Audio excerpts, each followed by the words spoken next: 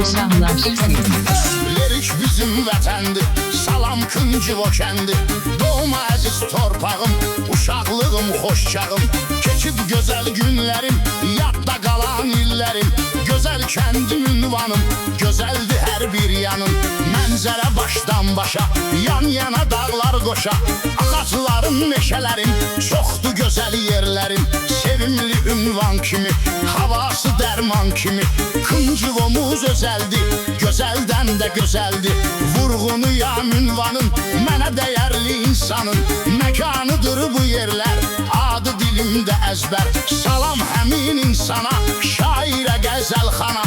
Dəyər verəndi dostum, yurdu sevəndi dostum.